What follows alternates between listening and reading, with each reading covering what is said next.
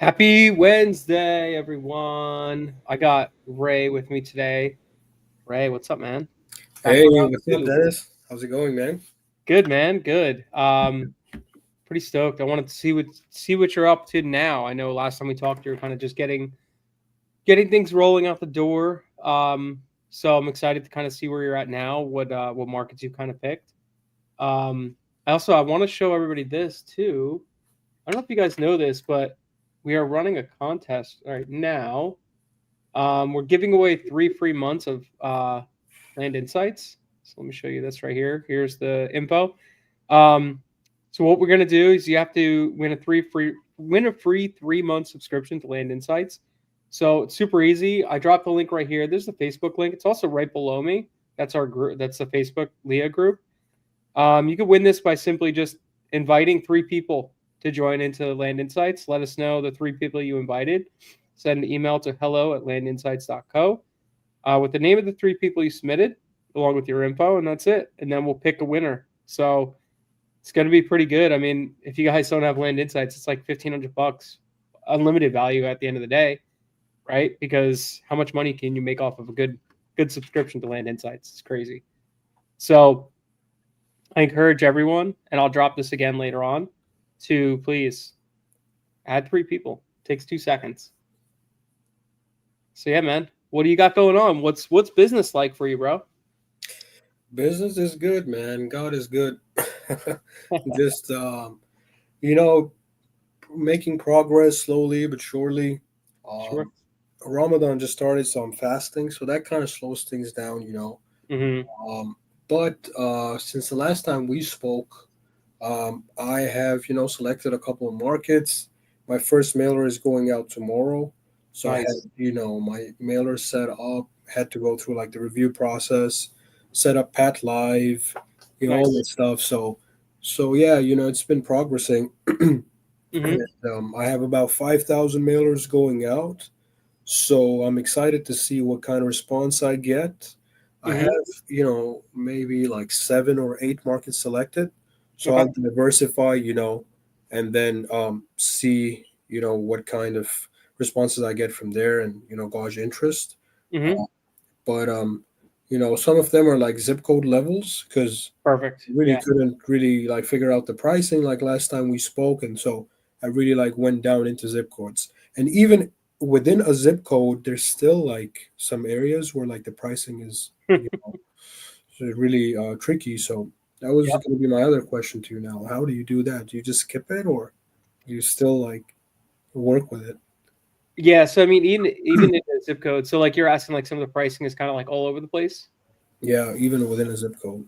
Yeah, that's totally gonna happen because think about how big a zip code could be, right? It could be huge depending on Hmm. where you're at or the type of land that's there, all that stuff. So Yeah. you got to kind of think about that. Um, so what I would do is look at the zip code like itself and Hmm. look at it. I want to see like what it looks like. Why is it this hard to price this market and all this stuff? Like, is there some kind of external factors in that area that are causing it to be harder to price, right? So sometimes it's like closer proximity to a town, closer proximity to a certain kind of water, or whatever the case may be. What kind of external factors are there in Hmm. that market specifically? If you want, we can look together. If you want to let me know what market it is. Yeah. Let's see. So, uh, what are the well, this is the county. It's not a zip code level, but it's Polk County, Georgia. It was close to Atlanta, but there were slow sales, so I Yep. really didn't know why that was happening. That's something to look at. Did with your you did Georgia? Did you set up the specific mailer for Georgia? This was when I was researching like Oh, okay. markets. Yeah, Yeah, so Georgia, you're gonna have to have your own mailer completely. I don't know if you know that. It has it's to have what's that? is it like a non-disclosure state as well, right? It's not that it's a non-disclosure. Let me pull up my. Let me see if I can pull up my design here. Hang on one second. Let me find it. You have to have disclaimers on it because they changed Hmm. the laws for direct mail. Any solicitations, you have Hmm. to have a disclaimer Yeah. on in Georgia. So Okay. that is something that just kind of like recently happened. Let me Hmm. hang on one second. Two-factor.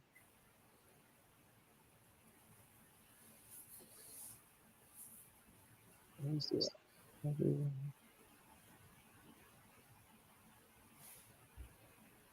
So yeah, in Georgia you have to have your own disclaimer. So let me see if I can find my thing. Here we go. Okay, so share this. So you have to have this disclaimer.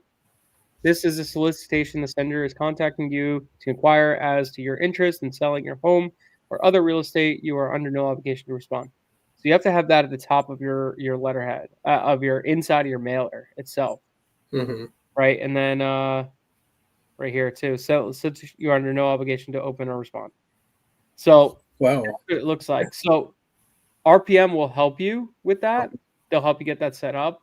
You just got to let them know, like, this is Georgia. Now, here's the thing. If you're mailing North Carolina and a seller lives in Georgia, you're sending them a solicitation. They live in Georgia. So you have to send them the Georgia letter. So that's just something to think of. Because when you send that over to RPM, they're going to scrub that stuff out. So you could recapture those and say, okay, hey, I'm going to remail these with my Georgia mailer. So that happens all the time.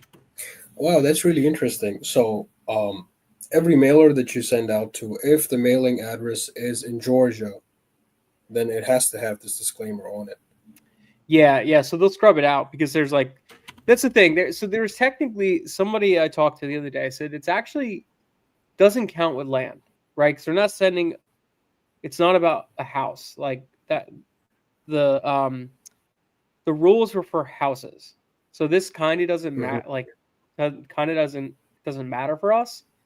But everybody's kind of following along the guidelines of like, hey, we don't know what the rules are. Yeah. So we're going to err on the side of caution and say we have to do this, right?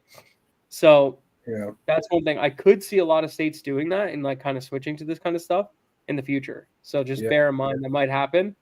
So it's good to get on the other side of things now. I mean, it takes 2 seconds to create an email. It's not the end of the world. Yeah. Because of that, a lot of people are not mailing Georgia right now. So it might be good. So food for thought. Are there any other states like Georgia that require this disclosure? No, they're the first. That's the only one? Yeah, they're the first one to do it. But usually there's always one who's first to the party, and then it just goes from there. So you'll have to see like kind of where it goes from there. All right, so let's take a look at this. So Polk County. Let's take a look. Here we go. Okay, so this is Polk right here. So we can see proximity to Atlanta. It's on the border right here. All right, so we got border of Alabama. We got Atlanta. Couple major thoroughfares coming through, north and south, like east to west and north and south. So those two things are probably going to drive prices up along the major roads, right? So just think about that. Because anybody who's traveling from, Birmingham, they're to Atlanta, they're probably going to take this road, but they could also come down this way and hit like a little town right here, hang out, whatever. So if they want to own land from Atlanta and drive out, the closer here, this stuff is probably going to sell for a little more than this stuff is over here. So that's just my quick assumption. Let's see how right I am, right? I mean, quickly, we could already see. Let's take off the contour layer for now. Okay, quickly, we could already see that I'm using Land Insights to take a look at this stuff. So we could already see right now, like a lot of the sales, where are they? They're all along this road. Like most of them are along this road and along the north and south road, and then in this little town right here. So before I even look at the pricing, I'm going to guarantee anything in this little town is going to sell for more. Anything along this road is going to sell for more. Anything north and south of the road is going to sell for less because it's going to take like a lot of back roads to get to your property, right?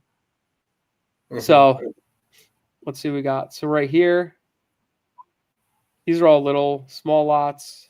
Let's actually just do this. We'll do a minimum acreage of 2. Just cut down some of this chaff. So you got 12K an acre, 12K an acre, 60K an acre, 8K an acre, all that. You got 8 acre for 9K an acre, 10K an acre. So this is also closer to Atlanta. So anything on this side is probably going to sell for a little more. 11K, 11K. Yeah, same lot. 11K, 12K. And what do we got over here? Boom, right here. 5K. This is 8K. I mean, actually looking at this, it's not bad. The pricing is actually not. Really? Yeah, the pricing on this is not too crazy, to be honest with you. It's I think it was the sales data that I didn't like. Maybe the time on market was too long.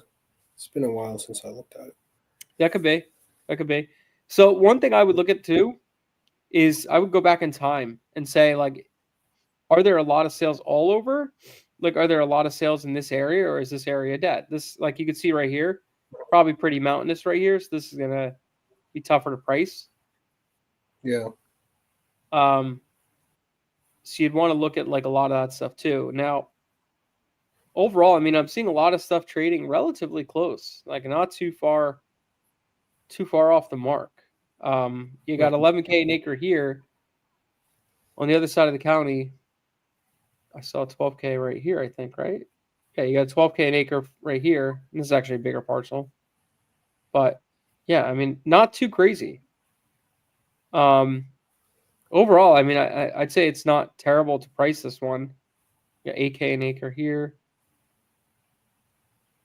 Yeah, I would say it wouldn't be too bad. So let's check out Redfin real quick.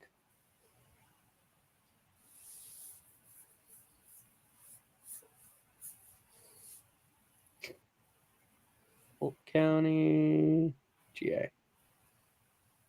Home type, land, done. Let's go. Let's throw a size in here. Let's go lot size, 2 acres and up. All right, cool. Let's just look. So here we are. This is the last land, last sold. Oh, it's for sale. Let's go sold. Last sold 3 months. So 3 months. Quite a few sales actually in 3 months. That's a good indicator, right? A lot of activity. Let's look back a year. Now I am including 2 acres and stuff. So you can see like a lot of the stuff is selling along the roads and all that stuff. Mm-hmm. Let's go back a little further. I like to go back sometimes and like kind of look at, are there really many sales all over the place, or is it just in specific areas or whatever? So let's look at the 3-year. So if there's like not enough data, would you just go back in time to get more data? No, I'm not going to use this for pricing. I'm just using this to be like, okay, do I want to pull the entire county, or do I only want to pull along the highways or something like that? Got it. That's all. Like, but now looking at this, like, I see parcels all over the map selling. Mm-hmm. It's not just along the highways. It's not just in the town. It's everywhere. This whole county is active. Mm-hmm. And maybe like in the last year, there hasn't been a lot of sales like in this quadrant or this quadrant or here, but like it definitely does have a market. There's definitely sales that happen, right? Got it. So if you had to like go back in 3 years, so it shows that the market is more active, then is it reasonable to say that, okay, if I price it really like competitively, it should, sell. There is a market for it. Yeah. So like what I'm kind of saying is like I want to make sure like some areas you look at like nothing sells in like some areas. Like no land is sold in 5 years in like a northern corner of a market. So Mm-hmm. I'll pull my data and I'll go here and I'll just not select that area, Got it. right? Yeah. Because when I go to a lead comes in and then I have no comps, I have nothing to compare it to. So how Mm-hmm. do I know what the value is, right? Yeah. What it would then do is put me in a position where I'm pulling comps from like 20 miles, 30 miles away. That's Yeah. not a good comp. That's a totally different area, you Mm-hmm. know? But if I could look at this and say, okay, well, 2 years ago, a lot sold here for 10K an acre. We're getting this under contract for 5K an acre. The market has gotten a little bit better in the past, 2 years. So I could probably sell this for like 11K an acre, right? Mm-hmm. It just gives you like some kind of solid background to say, like, I could probably do this, right? Yeah. There were zero comps, and I can't say anything. So I would be like, yeah, I can't work this area, but the rest of the market's pretty good. I'll work the whole market. Yeah. It's just like, what is it going to save you? Maybe 500 pieces of mail, 400 pieces of mail by not mailing this corner or Yeah. whatever the case may be. But that adds up when you do that over 10, 12, 15 markets, Hmm. like 10,000 pieces of mail that you didn't need to send that you could just avoid, Yeah.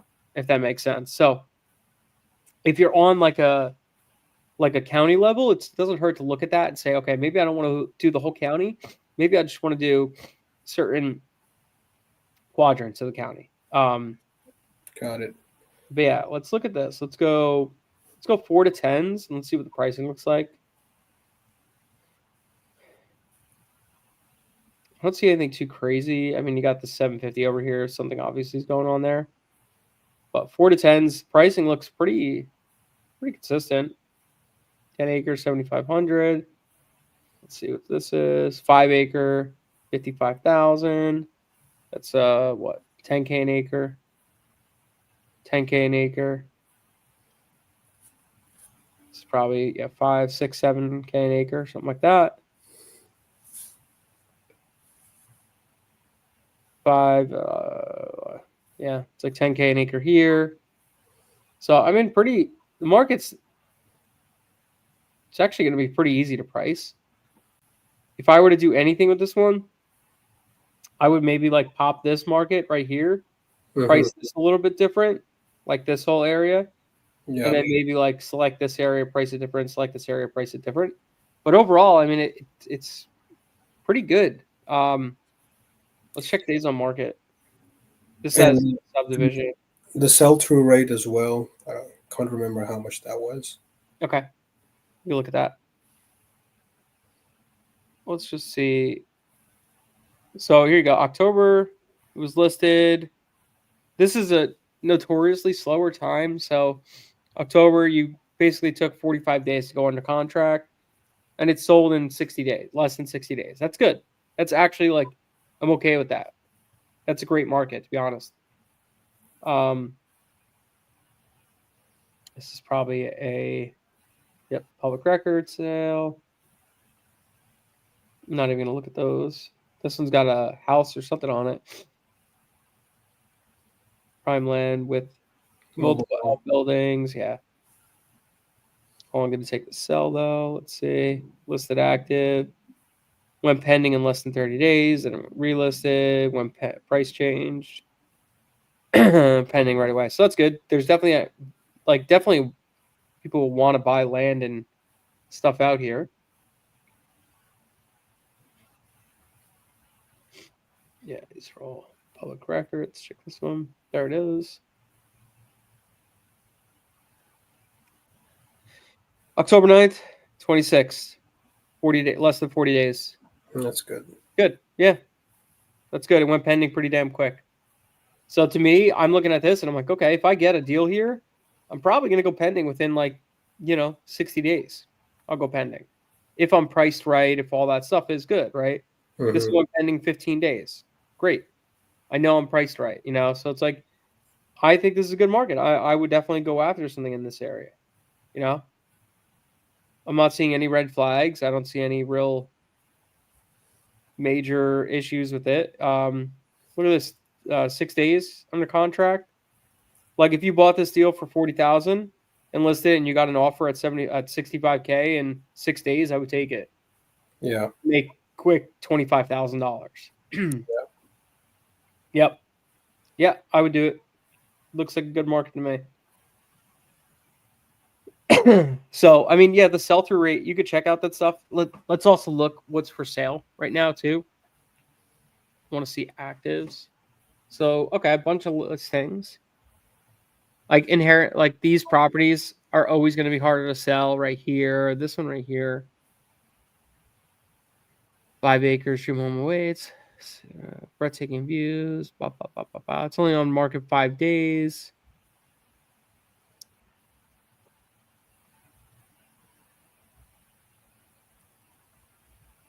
Guy. 116 days, but it's overpriced. This should probably be priced closer to like what? Like maybe 10K an acre. Like 75 ish, right? Yeah, I would say max 75. Yeah. Or Yeah, but they're priced like double the price, double market. So maybe that's the yeah, reason. Yeah. that's why it's sitting there. It's been on the market for because it's overpriced. Like 90% of the time, Mhm. that's usually why stuff sits. Is because it's overpriced compared to other comps. Like this one is way overpriced. I can tell you right now. I'm looking at this. I got a terrible easement with the track that goes behind. Like this right Mhm. here is overpriced. How long has it been on the market? Oh, it's only 6 days, but I can't see this thing going pretty quickly. It's a awkward lot, you know. Yeah. Well, so this is interesting because if the properties on market aren't priced right, then it affects the sell-through rate. So 100%. if you had to analyze it deeply, and you could actually find a good market, with a good sell-through rate, but just because it's not priced right, you can't really, consider it a bad market because of that. That is exactly it. That's exactly it. Um, hey Susan, what's up, Susan? How you doing? Um, so that's exactly it. With this type of like with marketing like this, so you got to be careful because like you look at the sell-through rates, everything looks great, or it could look really bad, right? But then you go in, you actually got to look at the data. You can't just Mhm. blindly say like, "Hey, this is a bad market. This is a good market." No, you got to actually like look into it and see why is this a bad market? Why is this a good market? And then you start looking. You're like, well, all these there's like 20 lots. How many lots are for sale right now in this county? So you got what? Call it like 14 14. homes. 14, right? And if a bunch of them are overpriced, well, your sell-through rates are going to be terrible because let's see the solds in the last year, you've had 34 homes. You have a total market. It's almost like a 200%, right? So yeah, uh, let's say 34 divided by yeah, it's 240% turnover, which is it looks great on paper, right? But then you look at the comps and Mhm. you're like, it's not selling fast. But then I look at the sold comps and I'm like, okay, this was priced right. It went pending in like 7 days. This was priced right. Went pending in like 30 days. This was priced right. Yeah. Like once you start looking at that, you're like, oh, okay, this market's actually good. Despite there being like 50 comps on the market, it doesn't matter. If they're all priced wrong, it doesn't matter. You come in here Yeah. and you're priced like at what things have been selling for. If you're see stuff selling for 10K and you're at 9,500 an acre, guess what? You're gonna sell. So Yeah. I think it's yeah, absolutely. Um, yeah, I think Yeah. it's I gold. mean that's why I wanted to discuss it because it's outside of Atlanta. Atlanta is a major, major market. Hell Why yeah, wasn't the sell-through rate really working? So I mean, this definitely makes sense. That's great stuff. yeah, yeah. You're about what, like a county or two removed from Atlanta, right? So you have a county here and then a county here. That's where you're talking about. So you're a county or two removed, which is perfect. That's where you want to be for the rural rec. Is like one or two counties removed. Maybe a little further, but that's honestly like the perfect spot.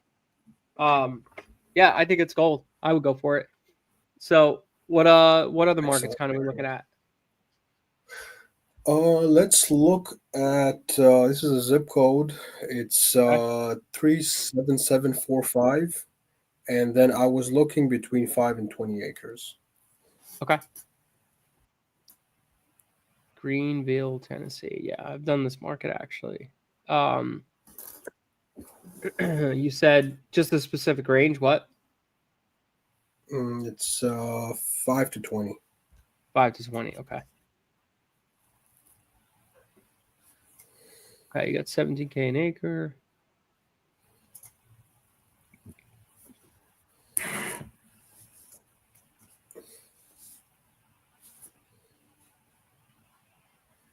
Looks like this is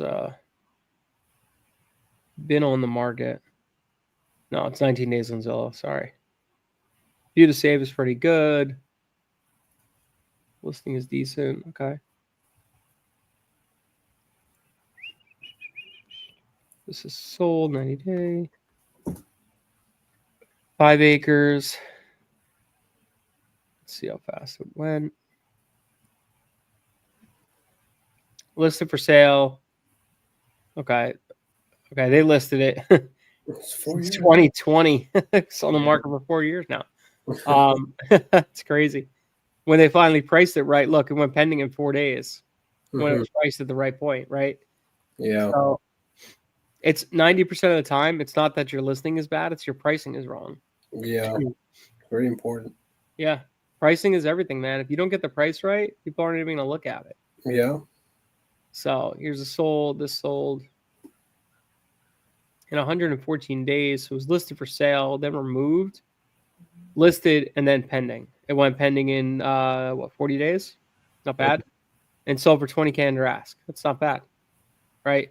Yeah. I never look at days on market because like from this pending date to this close date, you can't control that. That's title company, that's survey, that's this, that's that. That's out of your hands. That's loans out of your hands. So I don't ever look at the days on market. You know, it doesn't really matter to me. I look at how many days it goes pending. Yeah. Over here, like northern side, you run into these mountainous areas. These are like pretty steep mountains all along here. So a lot of people, what they do is they don't even market to these areas because they're such a bitch to like price and stuff like that. Yeah. A lot of times we just skip them. So you'll see like see how it kind of runs through like this. Those are all really tough mountainous areas to price, so I kind of skip through those. Yeah. Absolutely. Okay, so we got this. See, we got sold. This went pending in like 7 days. It's Oh sold wow! Look at $100,000. it's sold for half the price it went pending for. That's crazy. So, what probably happened to this? They probably listed it, went under contract for like. They probably got it under contract for I don't know, like 170, something like that. And then the appraisal came in, and they're like, "Yep, it appraised for 100K. That's all I'm giving you." And they were like, "All right, fine, here you go." You know, that's probably what happened there. That's usually like when you see big drops like that. Yeah. Contact listing agent for showing. Yeah. It says listed by an auction team too, so I don't know if that. Oh yeah, you know what? Yeah, you're right. If it was an auction, then 100%. If it was an auction, that's what happens too.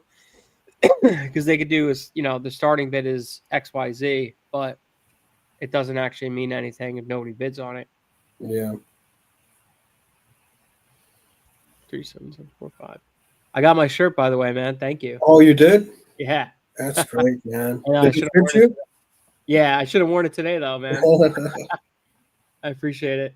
Yeah, of course, man. All right, let's see what we got. So let's go to for sales right here, too. I want to see what's kind of on market. We got 28 active, 145 days. Yeah, they've been price dropping like crazy. They dropped 100K. So they've overpriced this baby for real. Ha! I would not look at this. So they sold it 35K. Actually, was that even the same lot? No. So here's what's happening.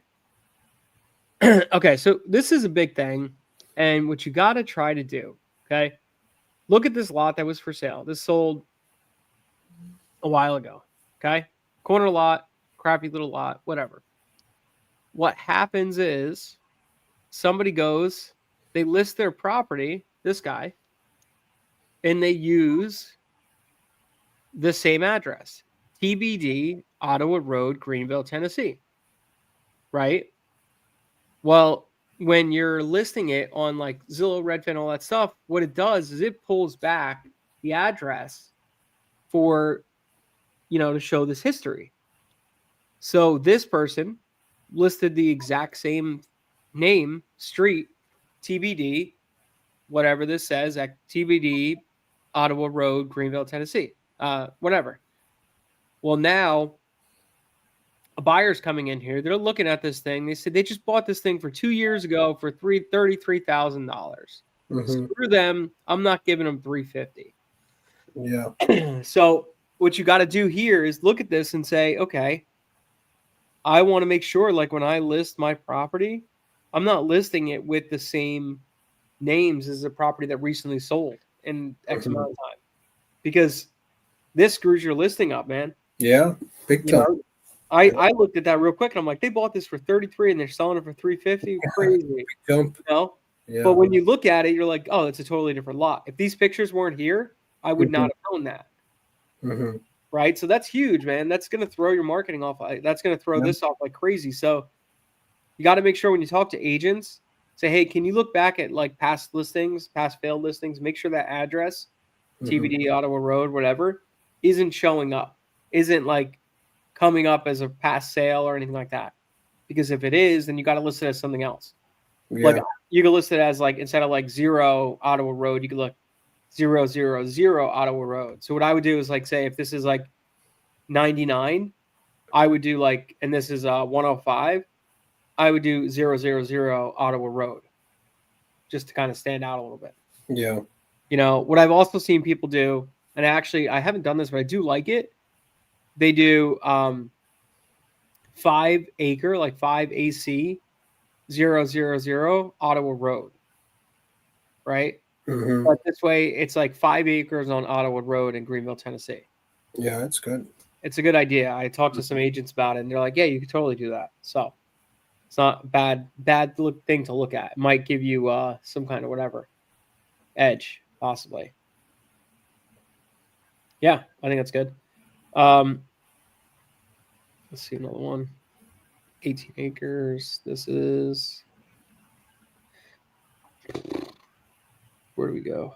Okay, here it is. So listed November 18th. Contingent under contract. So this went under contract after like 2.5 months. Went relisted again. So something is up with it, either pricing or inherently wrong with the property. People keep finding it out, and that's why it keeps canceling. Yeah. I think there's something possibly not that great about the property. Yeah, gasoline, no, that doesn't matter. That's causing that to happen, basically. Mm-hmm. So, yep. So I would not stress about that one.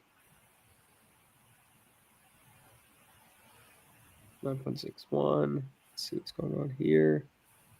April 23rd listed, delisted. This is on the market for a long time, 6 months. Relisted with a new agent, probably. Yeah. So here's the thing, too. They listed it probably too much. They relisted it with an agent. The problem is you didn't wait 30 days. And what happens when you don't wait 30 days to relist, it comes up as the same listing. Yeah. So you have to take it off the market for 30 days and then relist for it to come back up as a new listing. So, and they didn't change the price in 6 months. It's the same price. Exactly. That's just probably a seller who's like, I want this number and I'm not moving. That's pretty much, Yeah. That's what happens. They get stuck on a number and then they're not budging anyway, Yeah. So, yeah, man. Yeah, I don't mind this market. It looks like a lot of the sales were going pretty quick. Everything looks pretty good to me. I would go for it. I would just avoid this northern part right here by these mountains. It's not much, but just scrub that out. Don't market to that area right there. Save you a couple bucks. Yeah. So already that's 2 markets. Like you might have saved 40 or 500 mailers. That's true. So one of the things I like to do is like niche, like go for like things that the masses aren't going for. And like so North Carolina and Tennessee is like very popular with investors now. So what are some ways to like gauge like how much competition is out there? Competition is one thing. It's more about not competition, but how you handle a lead when it comes in, right? Because there could be a ton of competition. Everybody could be mailing the same places. Doesn't matter. It matters how you handle Hmm. the deals when they're coming in your door. If you're not doing the right things, answering the phone, calling them back right away, doing all those things, then you're not going to stand out from the crowd, right?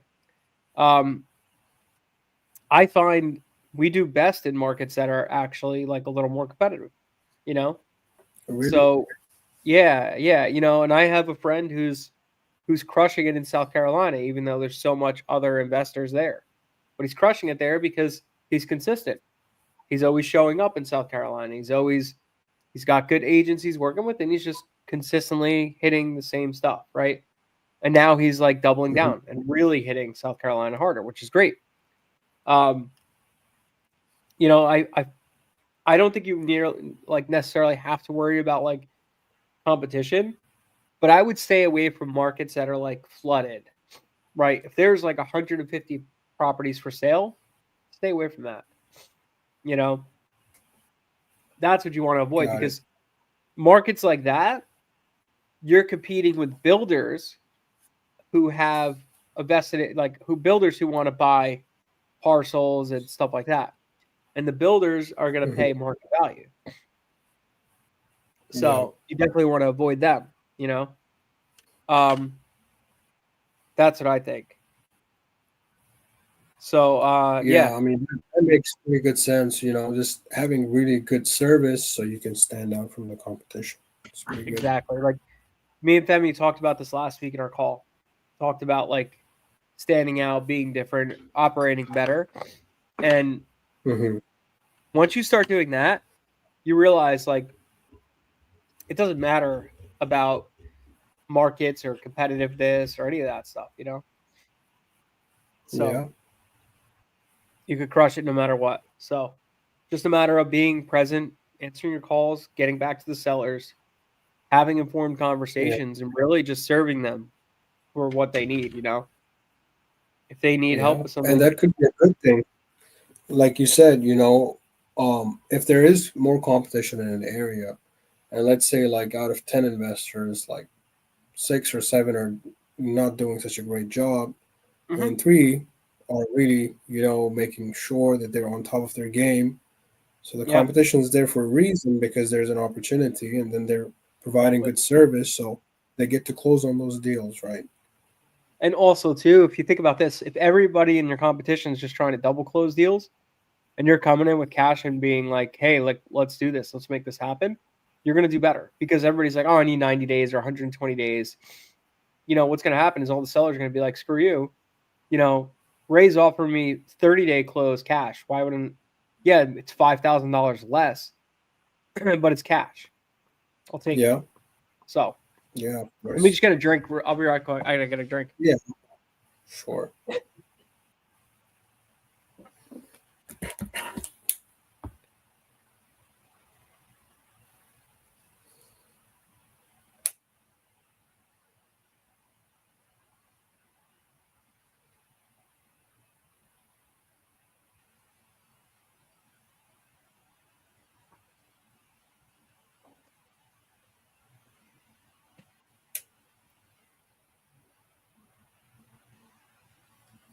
All right. So yeah.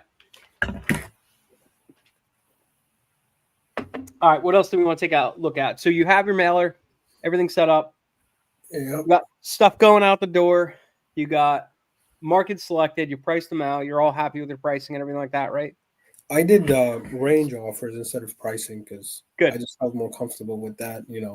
Being on the phone with them, then I could like maybe look at it, more closely and give them a proper offer. I think it's a good idea. You know what? And it's good actually if you do range offers because let's say you come in there and you're not sure about your pricing. If Yeah, you're sending a range, you're going to be in a good spot because you're not lying to them or whatever. But I talked to some people. Actually, I talked to a couple people the other day about range offers, and somebody was saying that they actually had less success with range offers. But then I talked to other people, and they're like, I had more success with range offers. So I'd be curious to hear kind of like what you guys do over there, how you do with that, and everything like that. yeah, yeah. Like in the past, with like especially with mobile homes, like just the range has worked for me.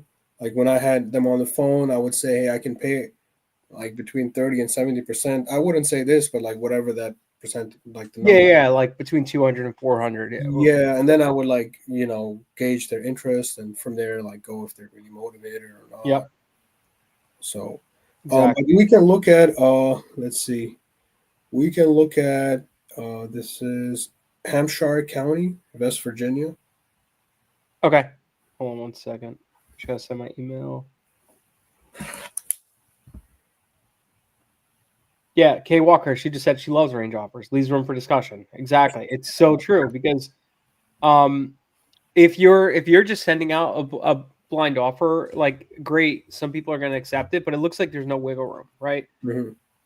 Somebody who's like, yeah, I need 45,000, you offer me 40. You know you have wiggle room, but that doesn't come off when you send that offer, right? They just look at it's 40K, that's all they're offering me. Yeah, If you could come up to 50 and they're like, I need 45, and you're like, I could do 44, like yeah, you got the deal, right?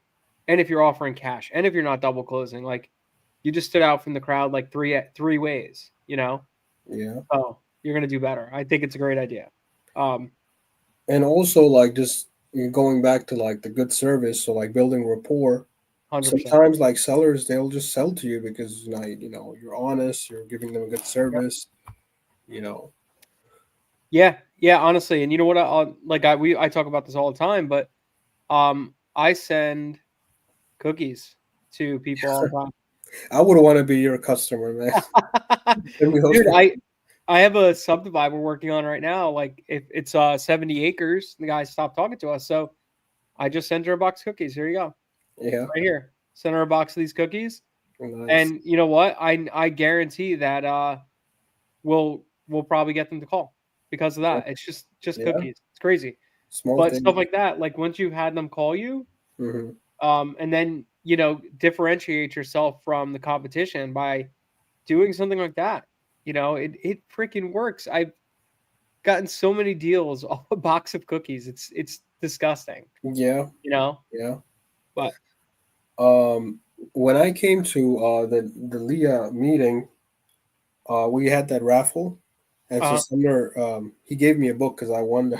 It was a book by Patrick David.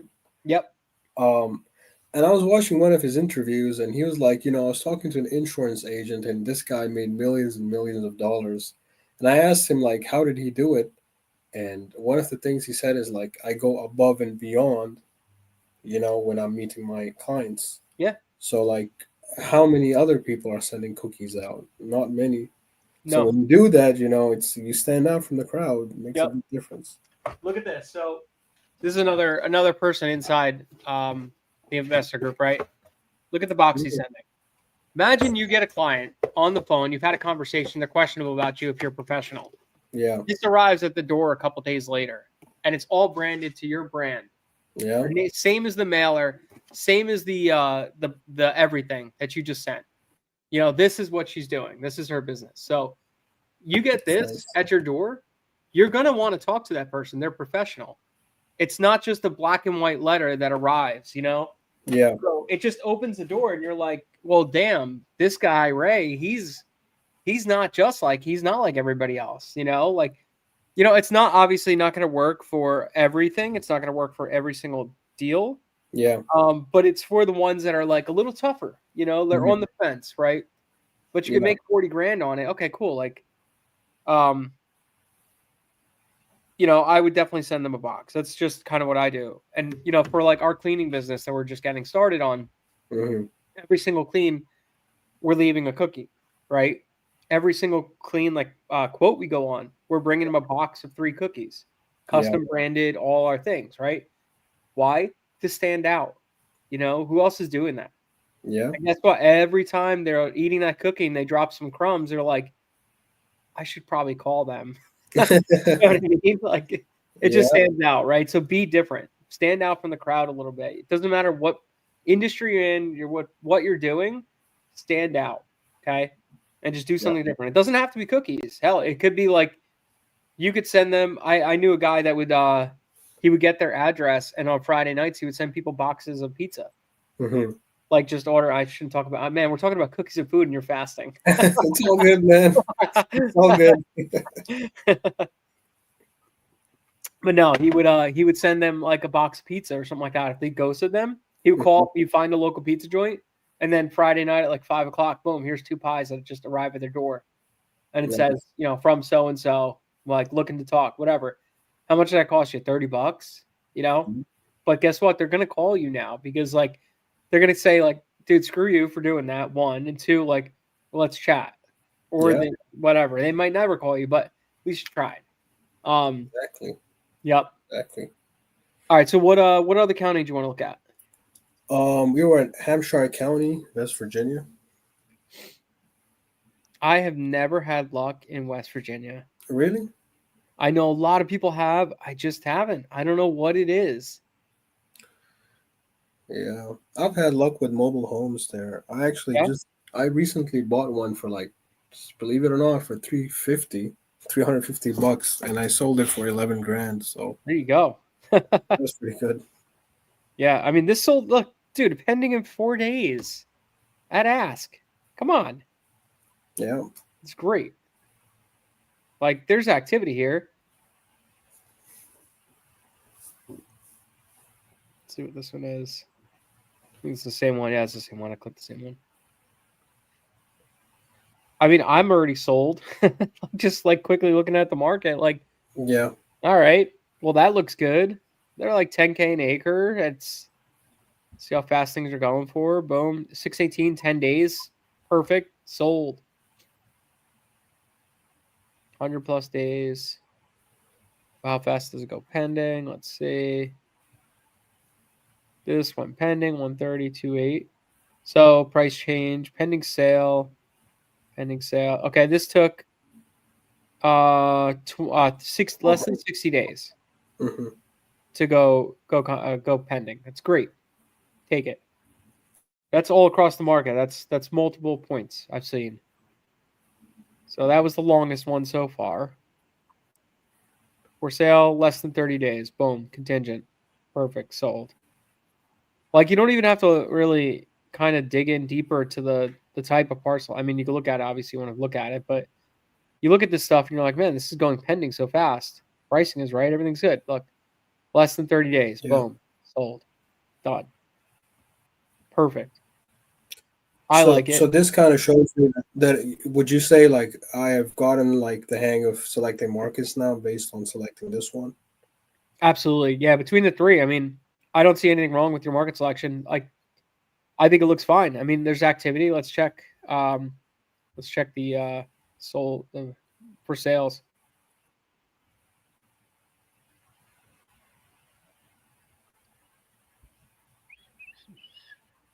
West Virginia. So lot for sale. Oh, that's everything. Let's check just land.